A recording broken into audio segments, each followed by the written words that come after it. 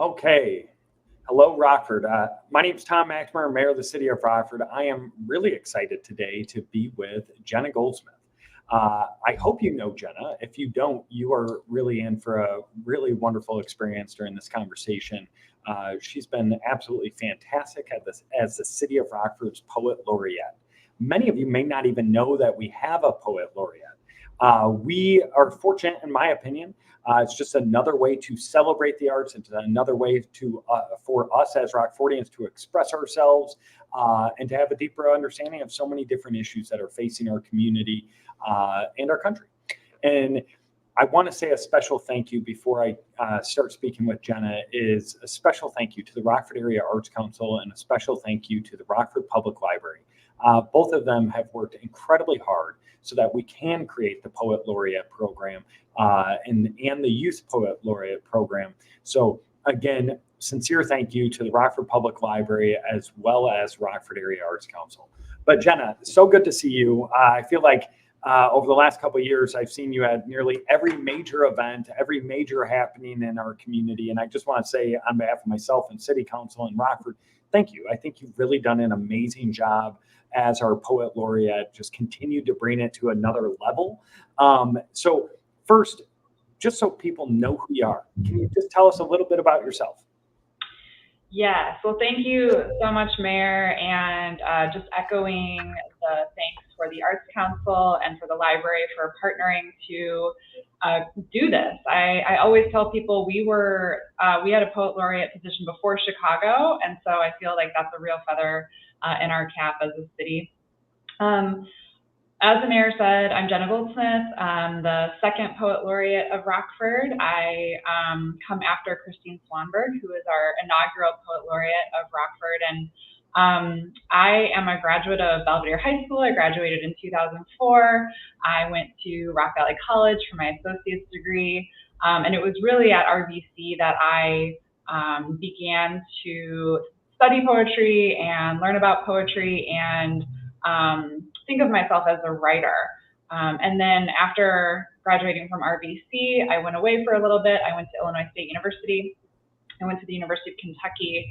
My first job was out in the state of Oregon, but then I came back. I came back a couple of years ago, and I wanted to live in Rockford and be a part of this community that I love so dearly, and be in the Midwest.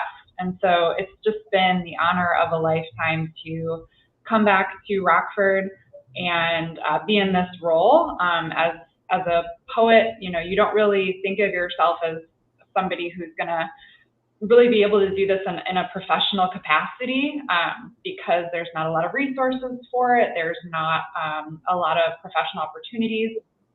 So Rockford is really ahead of the curve in that way, and it's just been a wonderful couple of years. Awesome. Well, we are really fortunate that you chose to come back to Rockford. So thank you for that. Why do you think it's important that cities and specifically Rockford have a Poet Laureate? Poet Laureate position, while something that is pretty wide open, there are Poet Laureates all over the country. There are city Poet Laureates, there are state Poet Laureates, and then there's the U.S. Poet Laureate.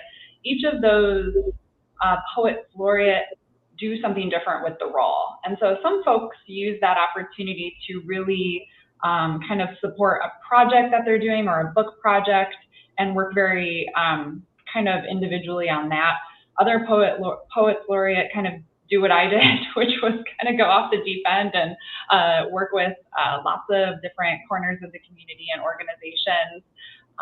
And then others kind of do something even different than that. And so what a Poet Laureate really is to a community is a ambassador of literacy. So just kind of getting out there into the community, providing folks with reading recommendations and talking to them about writing and talking to them about the benefits of writing in their lives and reading.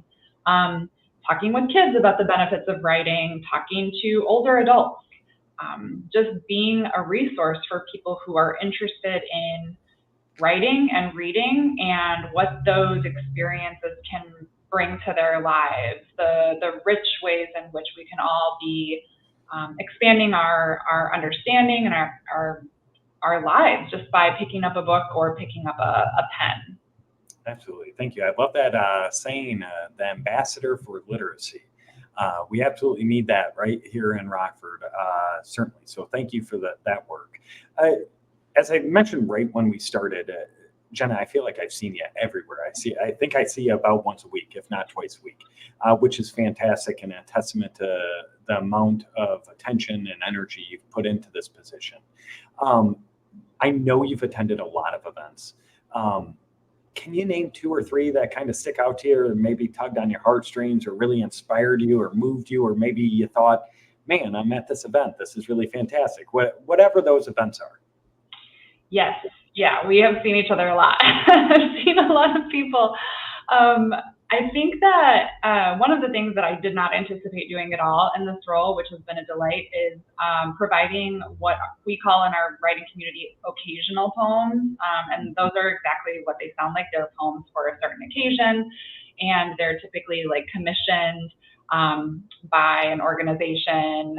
They have something in mind and they would like a poet to kind of come and provide a poem, almost like a pastor or a minister would come provide opening remarks or something like that. And so I've had a lot of opportunities to write for different occasions. I think some of my favorites have been writing a poem for the symphony and being able to read that poem at the Coronado. I mean, just mind-bogglingly awesome. I also wrote a poem for the Rockford Public Library Adult Online High School Education graduation. I was there. That was beautiful. We were there together. Yep.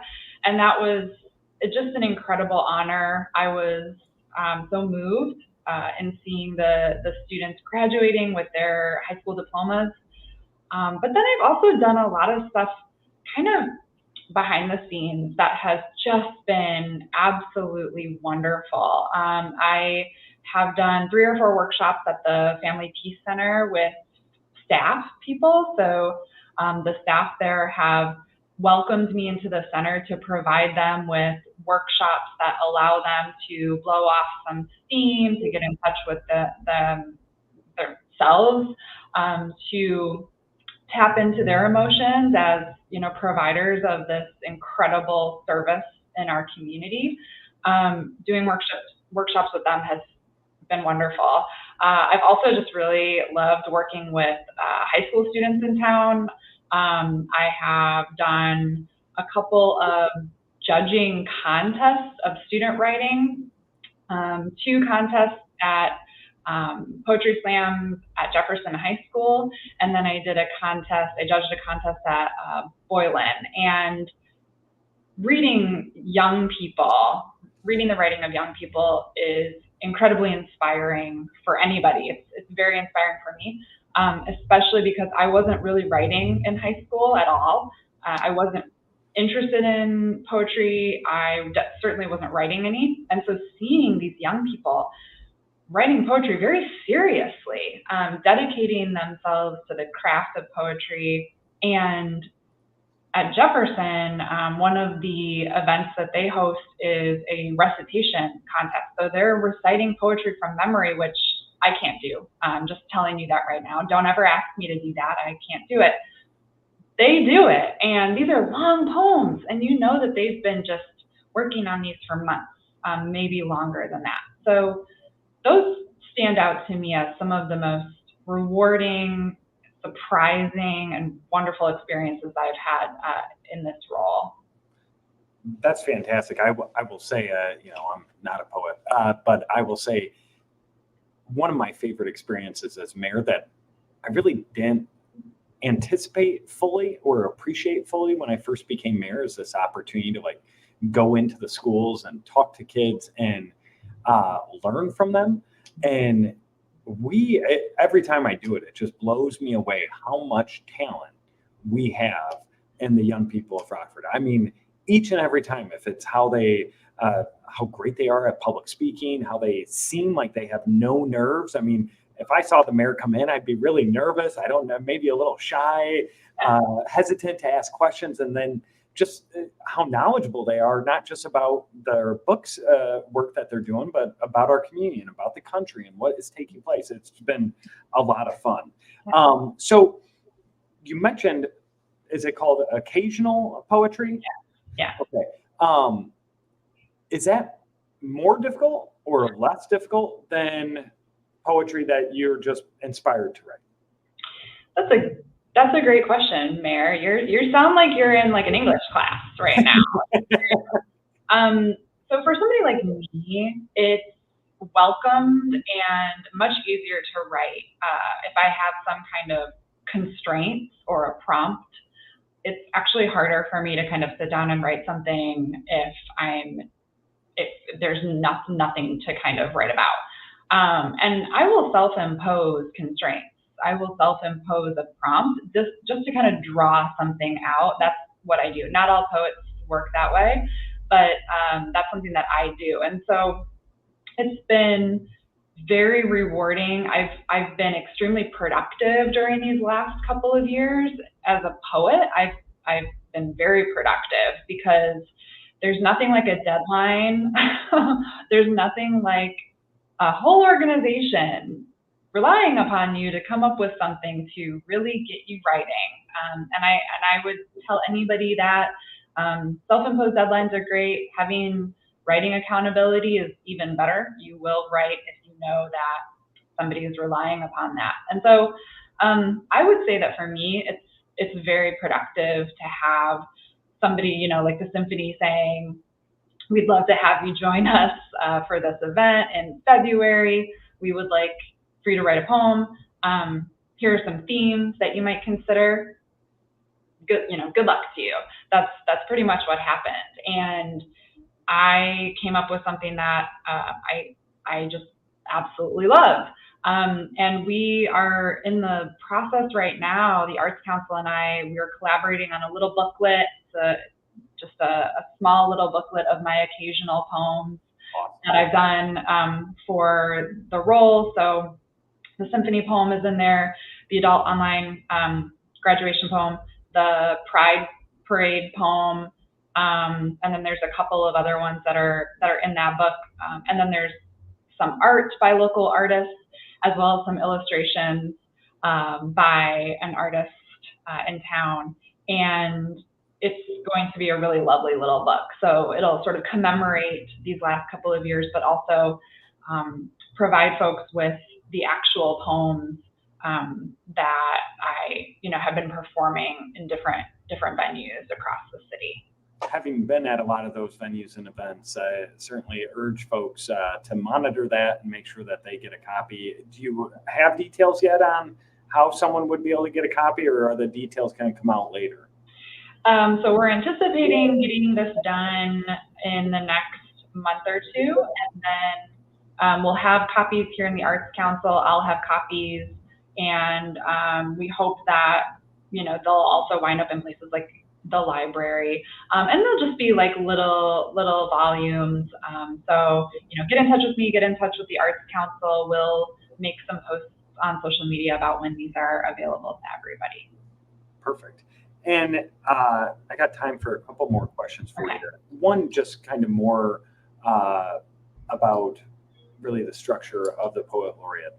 How long is your term, and are there any requirements on the Poet Laureate that are in writing that you must comply with, just so that if there happens to be a poet out there who's like, hey, I'd like to be a future Poet Laureate? Yeah. So the term is 2 years. My term wraps up technically in early January, so I am ending my term right now. I have a couple more things sort of on the docket, but really I'm winding down, and then I will literally pass the laurel hat, which there is, so on to somebody else, which is exciting, and I can't wait for that. I cannot wait to work with the new Poet Laureate in whatever capacity they want. There are some requirements, and if folks are interested in learning more about the role, they can go to the Arts Council's website and the city's website. You can just Google, City of Rockford Poet Laureate and see what the specifications are. But really, as long as this person is a resident of the area, and they have sort of a plan in mind, something loosely of what they would like to do over the next couple of years. I think that when I was applying, I set out a plan about what I was calling poetry in new places. So bringing poetry and poems to areas of the city that are unlikely to kind of see poetry. But it's an opportunity to really think about, what would I like to do if I had the support of a couple of entities in town and the city as a whole? Like, what would I want to do with that support and that platform?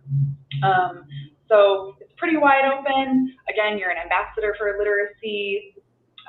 You do have to submit a portfolio. You have to submit an application. Lots of people, that's probably one of the things that, people ask me the most is, how did you even get this thing? And it's an application process, just like many other things. You are interviewed, you read out loud for the committee that selects the Poet Laureate, and that's it.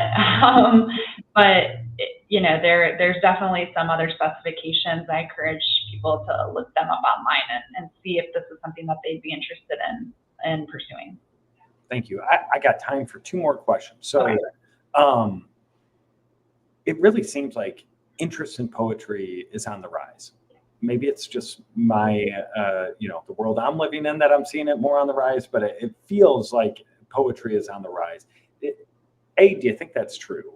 And B, if you do think it's true, what do you think is causing this resurgence? I do think it's true. I think that you're right. You are seeing poetry in places that are maybe less expected, but you're seeing it also more frequently. I know that when I walk into a place like a bookstore, sometimes poetry is right there in front of me. I'll see a book of poetry that's for sale. And I think that people are just looking for ways to understand themselves better and understand the world around them. And that's what poetry seeks to do. It seeks to kind of get down to the brass tacks of life, and to understand the very complex world around us in a way that is meaningful to us. I think the internet, social media has a lot to do with the frequency of seeing more poetry. I think that, poetry is about words, obviously, but it's also a very visual medium. And so it pairs well with other visual media, like social media. And so you'll see more poetry springing up in places like Instagram and TikTok, where folks are trying to express themselves, but also they're trying to, participate in some kind of artistic process. So absolutely, poetry is a very old medium. It is something that people have been practicing for a long, long time, but it continues to sort of shift as the needs of people and as the desires of people shift. And so, we're not done seeing what poetry is going to continue to do. It's always on the move. It's always sort of shape-shifting. And that's really exciting. I love that people are paying attention to poetry now in ways that they weren't, 5, 10 years ago. Absolutely. I think that's exactly right. Last question. And I feel like I should say sorry to put you on the spot, but that's kind of why we're here, is to put you on the spot. What in Rockford has inspired some of your poetry? And is there something that you all have always been inspired by in Rockford, or is there something that during this term as Poet Laureate, I don't want to say surprised or shocked, but you have found inspiring that you could share with us as we close out? Yeah, I think that it's two things, really. First of all, it's the people. And I think that you would probably agree with me on that. The people are the most inspiring thing about this community. We have a lot of very interesting people around us all the time. And I'm never without some material to think about or write about because of the incredible and inspiring, but also just kind of like mundane interactions that I have with people. When I talk to people, I'm noticing things about them. I'm noticing the way that I feel when I'm talking to them. And these are not mind-blowing observations, right? I might notice the way that somebody is holding a coffee cup, or I might notice the way that somebody is speaking. But it's really inspiring to me. And I think that that's what a poet does, is they make, weird observations about people all the time. That's what we do. But for me, also, the landscape is something that is deeply inspiring to me. I'm very Midwestern. I tell people I'm very square. I really love that about myself. I'm very, very Midwestern. I would, eat hot dogs every day if I could, and pizza. Um, I am one with this place, and I've lived in the South. I've lived in the Pacific Northwest, but I feel really drawn to the Midwest as my home. This landscape makes sense to me. It inspires me, and I just feel very, very connected to this place as kind of like a rust. I kind of identify myself as a Great Lakes poet, a Rust Belt poet.